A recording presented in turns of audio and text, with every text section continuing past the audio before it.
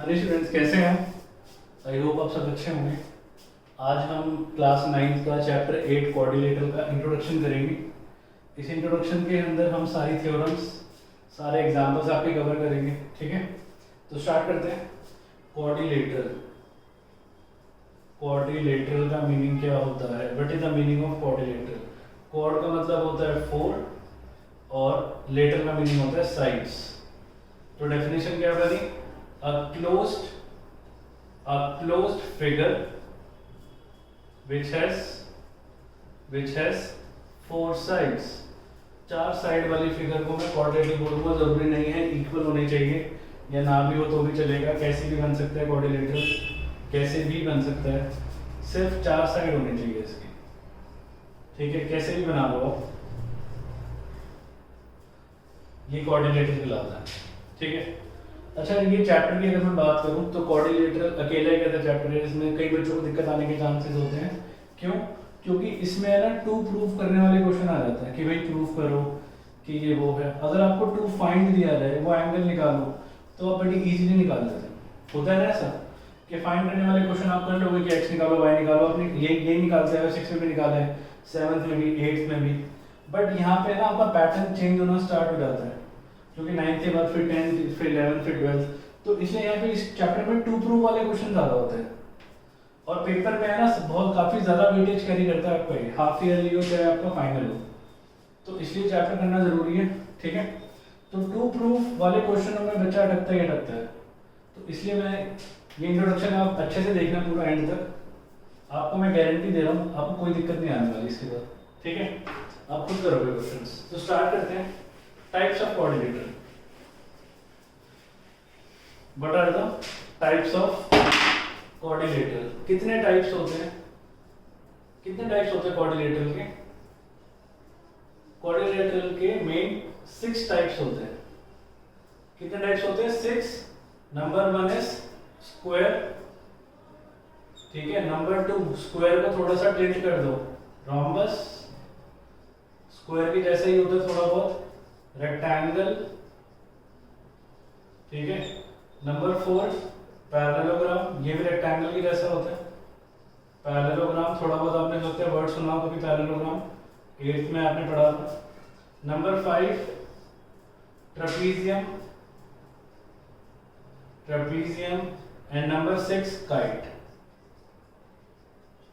कई स्कूल में मैंने देखा है काइट और रोम्बस को सेम पढ़ाया जाता है। कई इंस्टीट्यूट में भी देखा है मैंने, टीचर कहते हैं सेम है, but they are not same. Rhombus और काइट सेम नहीं होते। रोम्बस स्क्वायर की तरह होता है, सारी साइड्स इक्वल, बट थोड़ा सा इसको आप टिल्ट कर दो, टेढ़ा कर दो। ठीक है, इसकी सारी साइड इक्वल होती है। और काइट के तो अलग ही होता है, काइट तो पतंग होती है, रोम्बस थोड़ी ना होता है वो। इसकी ये दोनों साइड इक्वल होती है, ये दोनों साइड इक्वल होती है। एनीवे, इन सब के बारे में डिटेल में पढ़ेंगे। मैं आपको स्टार्ट करने से पहले एक चीज बता देता हूँ, जो आपको चैप्टर मिलने वाला है, आगे जो क्वेश्चन मिलेंगे आपको, ठीक है, एक मिलेगा प्रॉपर्टीज बेस्ड, कि आपको प्रॉपर्टीज अच्छे से पता होनी चाहिए, तभी आपसे वो क्वेश्चन होगा। दूसरा होगा टू प्रूफ वाला बेस्ड, कि भाई प्रूफ कर दो कि वो रोम्बस है, रेक्टेंगल है, या जो भी है, रेक्टेंगल है, पैरेललोग्राम है, ट्रेपीजियम है, ये सब प्रूफ करने के लिए आएगा। तो ये वाले क्वेश्चन ज्यादा पूछते हैं कि भाई प्रूफ कर दो कि इसकी चारों साइड इक्वल है, तो प्रूफ कर दो कि ये स्क्वायर है या रोम्बस है। ठीक है, तो पहले मैं आपको इन सब 6 की प्रॉपर्टीज बताऊंगा, देन हम किस पे चलेंगे? टू प्रूफ पे चलेंगे। ठीक है, तो जरा प्रॉपर्टीज देखते हैं। जब तक के लिए pause the video to note down, फिर हम प्रॉपर्टीज देखते हैं इसकी। हाँ जी, स्टार्ट करते हैं। स्टार्टिंग की 2 फिगर से, स्क्वायर एंड रोम्बस। मुझे पता है बच्चों को स्क्वायर की प्रॉपर्टीज आती होगी, कई सारी प्रॉपर्टीज आती होगी। ठीक है, बट रोम्बस की भी। बट इन दोनों में डिफरेंस क्या होता है, हम मेन ये जानना है हमने। स्क्वायर की प्रॉपर्टीज क्या होती है? स्क्वायर की सारी साइड्स क्या होती है? इक्वल।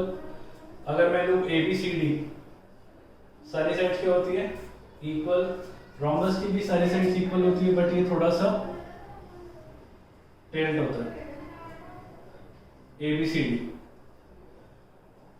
ठीक है, क्या प्रॉपर्टी आएगी इसकी? All side are equal, AB is equal to BC is equal to CD is equal to DA।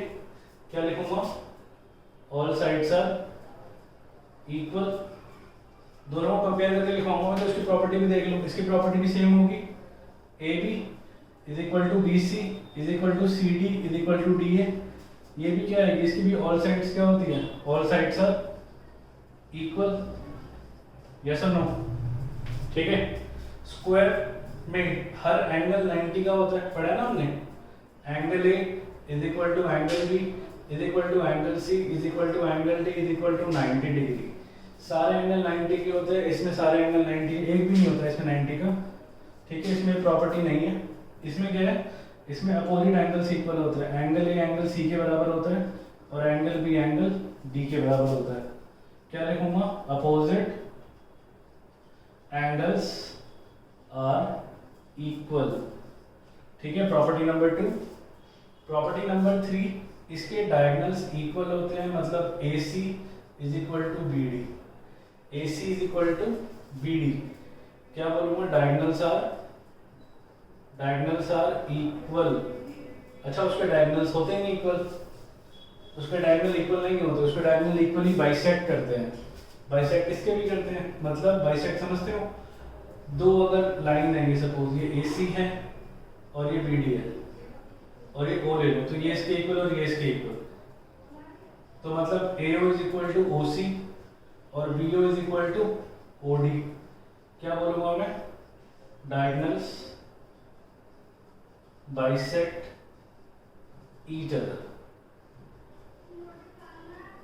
ठीक है, डायगोनल बाइसेक्ट ईच अदर। और एक खास बात बताऊं, 90 पे करते हैं बाइसेक्ट, ये भी 90 पे करते हैं। मतलब अगर मैं इसको एंगल 1 लूं, ये डायगोनल है, इसको अगर मैं एंगल 1 लूं तो आपका एंगल 1 कितना होगा, 90 degree. Diagonal bisect each other at 90 degree, तो दोनों एक दूसरे को काटेंगे। अब जैसे सपोज ये दो डायगोनल्स हैं, इनके बीच में जो एंगल बनेगा ये 90 डिग्री का बनता है। ठीक है, अगर मैं इसकी प्रॉपर्टी में आए सेम, तो इसके डायगोनल बाइसेक्ट करते हैं but they are not equal.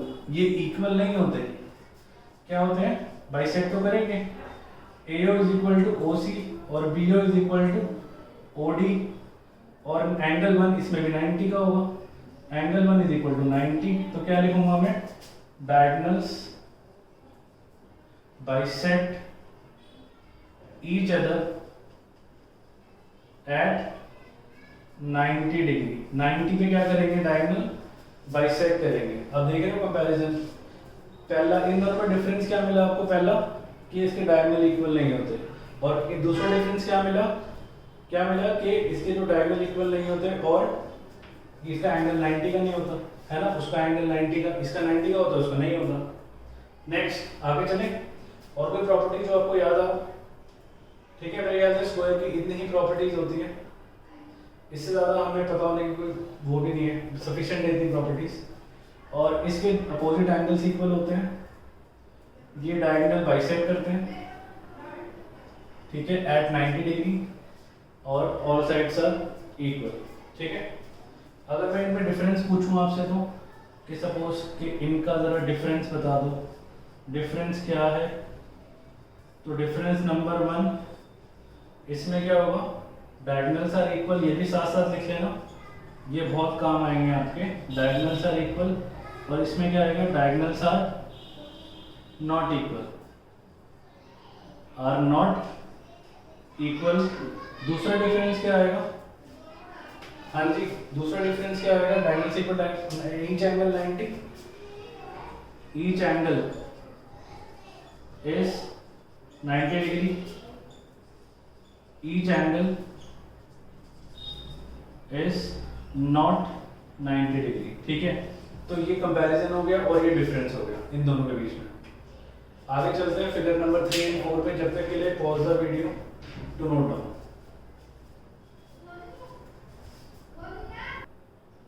हाँ जी, अब नेक्स्ट टॉपिक देख सकते हैं, रेक्टेंगल एंड पैरेललोग्राम। तो रेक्टेंगल जैसे सेम डिफरेंस है जो स्क्वायर और रोम्बस में है, उसी तरह से रेक्टेंगल और पैरेललोग्राम का भी ऑलमोस्ट सेम डिफरेंस है। ABCD, ये पैरेललोग्राम कुछ ऐसा होता है, ABCD, ठीक है, रेक्टेंगल एंड पैरेललोग्राम। रेक्टेंगल की मैं लिखूं तो ऑल साइड इक्वल नहीं होती, but opposite sides are equal, तो AB is equal to A B is equal to C D, और ये इसके इक्वल, ये इसके equal, A D is equal to B C. क्या लिखूंगा? Opposite sides are equal. और अगर मैं इसकी भी सेम होती है, ये इसके इक्वल और ये इसके इक्वल, मतलब इसमें मैं क्या लिखूंगा? A B is equal to C D and A D is equal to B C. इसका भी क्या आएगा? Opposite sides are equal, opposite sides are equal. Next property, property number 2, इसके डायगोनल्स इक्वल होते हैं, रेक्टेंगल के डायगोनल इक्वल होते हैं, मतलब A C is equal to B D. Diagonal समझते हो? ये दोनों इक्वल होते हैं, डायगोनल्स आर इक्वल। उसके नहीं होते, उसके डायगोनल इक्वल नहीं होते। इसके बाइसेक्ट भी करते हैं बट 90 पे नहीं करते। मतलब अगर मैं इसको O मान लूँ तो AO is equal to OC और BO is equal to OD। AO is equal to OC और BO is equal to OD। Bisect मतलब 2 इक्वल पार्ट में काट देना। तो जो ये वाला पॉइंट होता है वो इस पूरे डायगोनल को 2 इक्वल पार्ट में काटेगा। वो ये इस पॉइंट को, ये वाला डायगोनल है, ये 2 इक्वल पार्ट में काटेगा। ठीक है, क्या बोला मैंने? ये लाइन को, ये पॉइंट 2 इक्वल पार्ट में काटेगा। बाइसेक्ट करने का मीनिंग ये होता है, क्या लिखूंगा? Diagonal bisect each other, bisect each other. अच्छा, एक एंगल वाली प्रॉपर्टी रह गई। हर एक एंगल 90 का होता है ना, ये तो पता है सबको कि angle A is equal to angle B is equal to angle C is equal to angle D is equal to 90 degree. उसमें नहीं होता, उसमें एंगल 90 का नहीं होता। ठीक है, बट अगर मैं डायगोनल की बात करूं तो बाइसेक्ट इसके भी करते हैं। मतलब AO is equal to OC और BO is equal to OD। क्या लिखूंगा?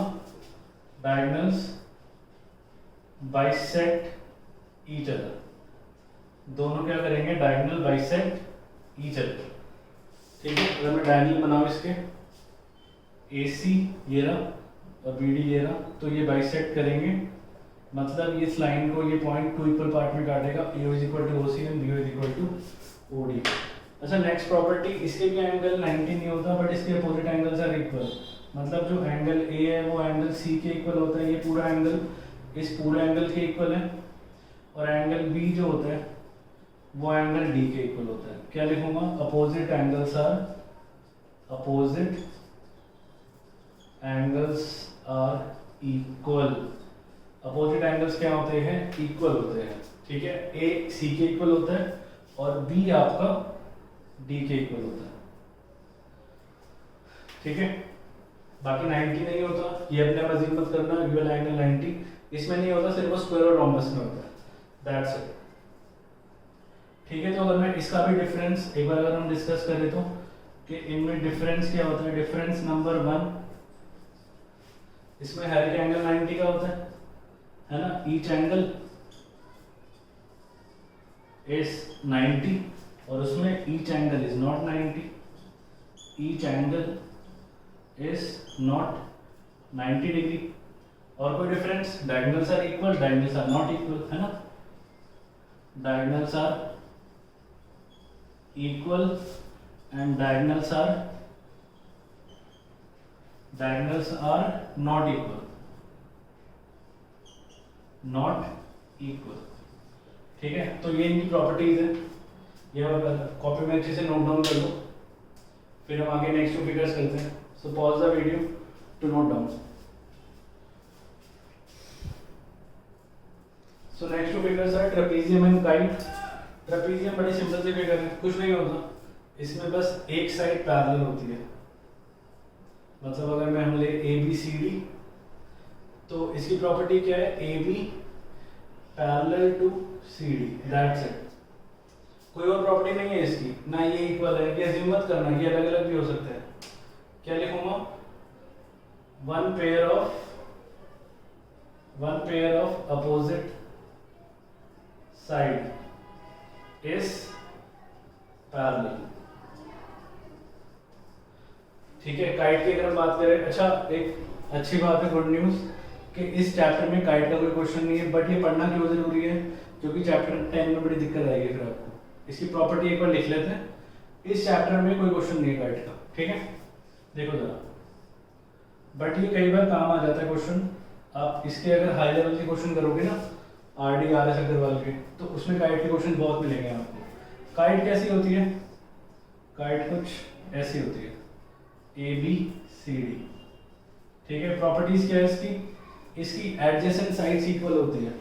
एडजेसेंट साइड समझते हो, ये दोनों इक्वल होती है, मतलब AD is equal to AB, ये दोनों इक्वल होती है और ये दोनों भी इक्वल होती है। मतलब मैं क्या कह सकता हूँ, CD is equal to CB। क्या रीजन आएगा अगर हम लिखें वैसे, तो रीजन क्या है इसका, एडजेसेंट साथ वाली साइड्स आर इक्वल, साथ वाली जो साइड्स होती है वो इक्वल होती है, ठीक है। नेक्स्ट प्रॉपर्टी, इसके डायगोनल इक्वल होते हैं, मैं जरा सोच के बताओ, क्या डायगोनल नहीं होते ना इक्वल, डायगोनल का इक्वल होंगे, ये छोटा सा ये इतना बड़ा है, क्या डायगोनल बाइसेक्ट करेंगे, मतलब ये इसके इक्वल होगा और ये इसके इक्वल होगा।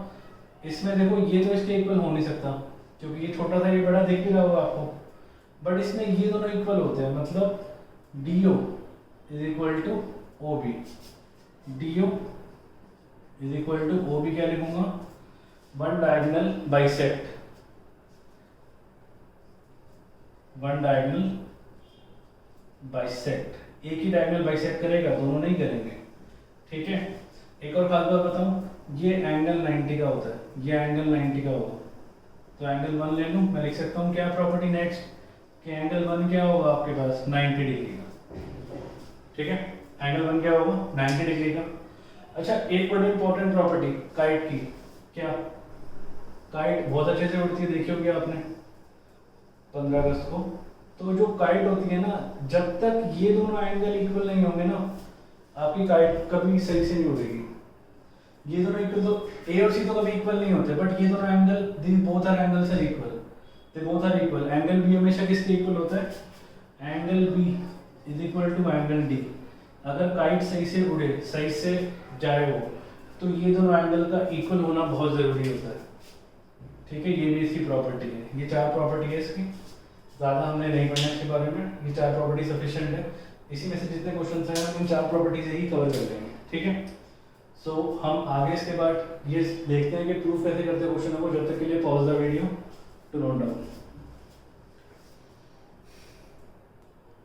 ठीक है। तो नेक्स्ट टॉपिक है आपका कि टू प्रूफ, हम फिगर्स को प्रूफ कैसे करेंगे, ये आपको बहुत हेल्प आएगा चैप्टर के अंदर। अच्छा, मैंने आपको 6 फिगर पढ़ाई, कुछ पैटर्न दिखाई दिया आपको, मतलब कुछ पैटर्न जो सब में, जो मैक्सिमम फिगर्स में कॉमन था, मैं बताऊं क्या, डायगोनल्स बाइसेक्ट ईच अदर, ये वर्ड आप जरा देखना, फिगर ऑलमोस्ट 3-4 फिगर में ये वर्ड लिखा हुआ है, ये सेंटेंस है डायगोनल बाइसेक्ट ईच अदर। आप चाहो तो वीडियो को बैक करके एक बार ट्राई देख लो, ये आपको मिलेगा। तो ऐसी क्या चीज़ है इसमें, ठीक है। तो इसका मतलब क्या है, ये प्रॉपर्टी होती है पैरेललोग्राम की, ये प्रॉपर्टी किसकी होती है, पैरेललोग्राम की। तो मतलब अगर आपको किसी भी फिगर को पैरेललोग्राम प्रूफ करना हो, तो उसके डायगोनल इक्वल कर दो, आप बाइसेक्ट कर दो, मतलब तो पैरेललोग्राम बन चुका है, ठीक है। और आपको एक और खास बात बताऊं कि जितने भी हमने फिगर पढ़ी है ना, पैरेललोग्राम के टाइप होते हैं उसमें मैक्सिमम, क्या मतलब स्क्वायर भी एक टाइप का पैरेललोग्राम ही है, रेक्टेंगल भी एक टाइप का पैरेललोग्राम है, और रोम्बस भी एक टाइप का क्या है, पैरेललोग्राम है। तो मतलब इससे आपको एक बात तो क्लियर हो गई कि अगर हमें किसी भी फिगर को सपोज रोम्बस प्रूफ करना है, तो इससे होते हुए जाना पड़ेगा। तो मतलब उसको पहले क्या प्रूफ करना पड़ेगा, पैरेललोग्राम। आप डायरेक्टली रोम्बस पे जंप नहीं कर सकते, ठीक है। तो 2 प्रूफ करने में सबसे ज़्यादा जो आपको हेल्प देने वाला है वो कौन है, पैरेललोग्राम। और सबसे इम्पोर्टेंट फिगर भी हमारी पैरेललोग्राम ही है, ठीक है। अगर आपसे बोले कि अभी स्क्वायर प्रूफ कर दो, तो पहले आपको क्या प्रूफ करना पड़ेगा, पैरेललोग्राम। बोले रेक्टेंगल प्रूफ कर दो, पहले आपको क्या प्रूफ करना पड़ेगा, पैरेललोग्राम। तो मैं आपको पैरेललोग्राम के 3 तरीके बताऊंगा जिससे आप पैरेललोग्राम प्रूफ कर सकते हो। नंबर 1 मैंने लिखा भी था, क्या, डायगोनल्स बाइसेक्ट ईच अदर। जब आप ये वर्ड लिखा हुआ देख लो क्वेश्चन में, ऑटोमेटिकली वो फिगर क्या बन जाती है, पैरेललोग्राम, है ना। दूसरा, two pair of opposite sides, two pair of opposite sides are parallel, parallel है। और number 3, two pair of opposite sides are equal, दो पेयर क्या है, इक्वल है, तो भी वो पैरेललोग्राम है। ठीक है, अब देखो मैं फिगर बना के समझाता हूँ एग्जैक्टली है कि diagonal bisect each other, two pair of opposite sides are parallel and two pair of opposite sides are equal. देखो सपोज अगर ये एक पैरेललोग्राम इमेजिन करें, ठीक है, तो अगर आपने प्रूफ कर दिया डायगोनल बाइसेक्ट, मतलब अगर आपको क्वेश्चन में गिवन है तो अच्छा है, बट अगर आपने ये प्रूफ कर दिया कि AO is equal to OC, ठीक है, AO is equal to OC और BO is equal to OD, BO is equal to OD, तो ये क्या बन चुका है, ये बन चुका है पैरेललोग्राम। ठीक है। Number 2, pair of opposite sides are parallel, मतलब अगर आपने प्रूफ कर दिया कि AB parallel to CD and AD parallel to BC, तो भी क्या बन चुका है, ये तो भी पैरेललोग्राम बन चुका है। अगर आपने इक्वल प्रूफ कर दिया, मतलब AB दोनों कर रहे हैं, देखो ये ना हो कि आप एक करके बोलो कि भी पैरेललोग्राम हो गया।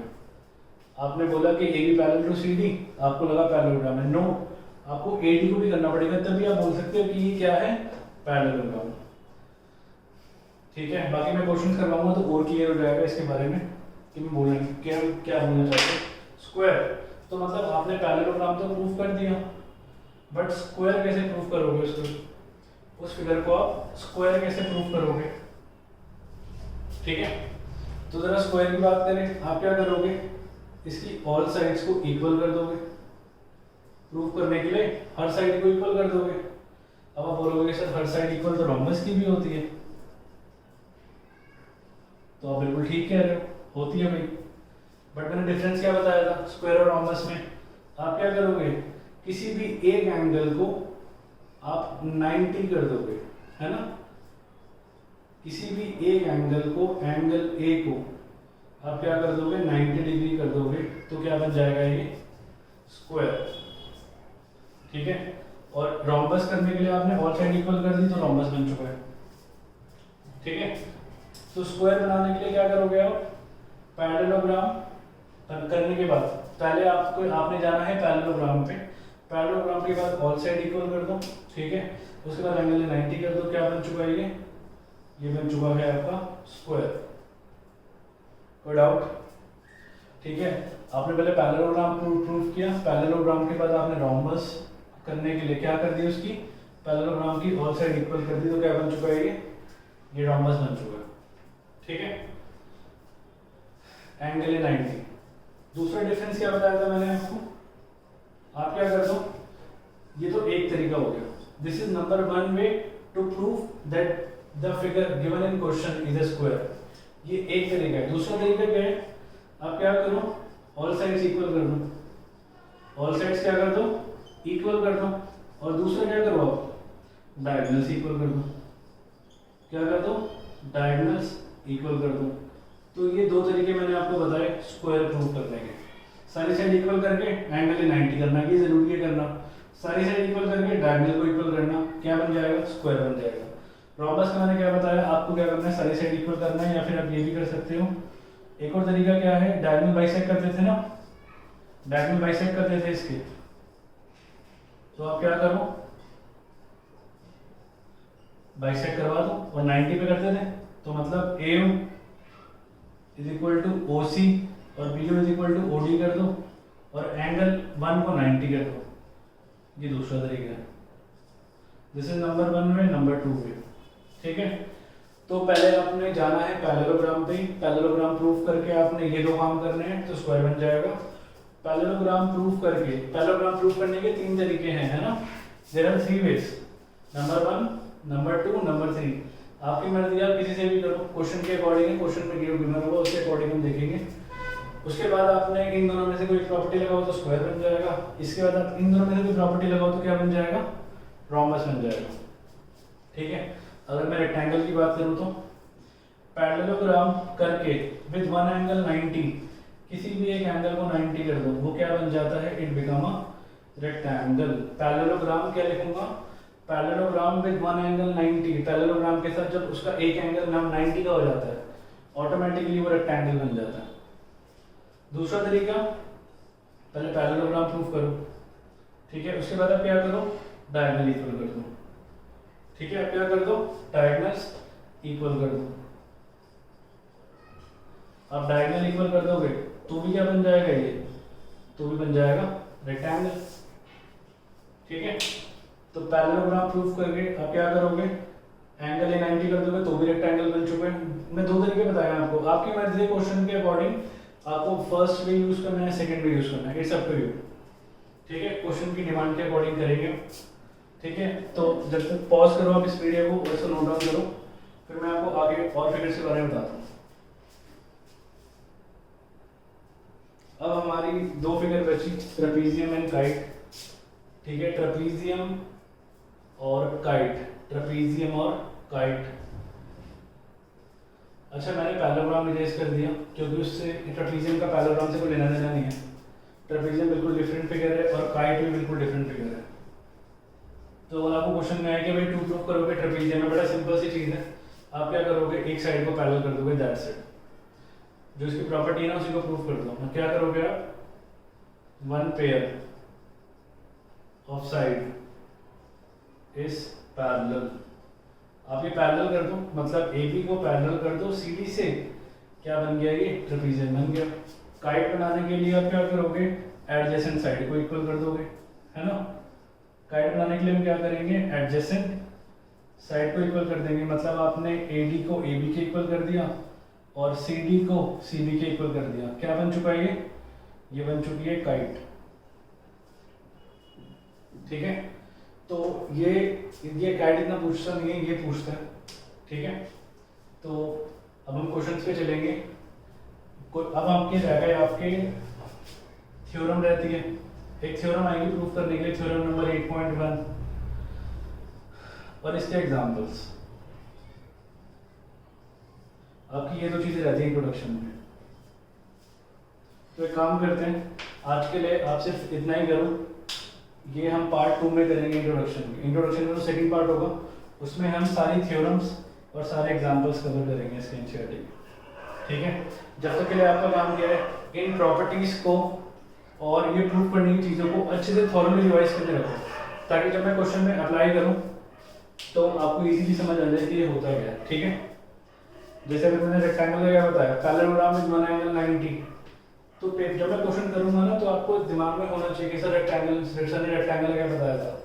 रेक्टेंगल बनाने के लिए 11वीं मैंने करवाई है, आप क्या करोगे, उसको पैरेललोग्राम बनाओगे, फिर एक एंगल को क्या कर दोगे, 90 डिग्री कर दोगे, ये बन चुका है रेक्टेंगल।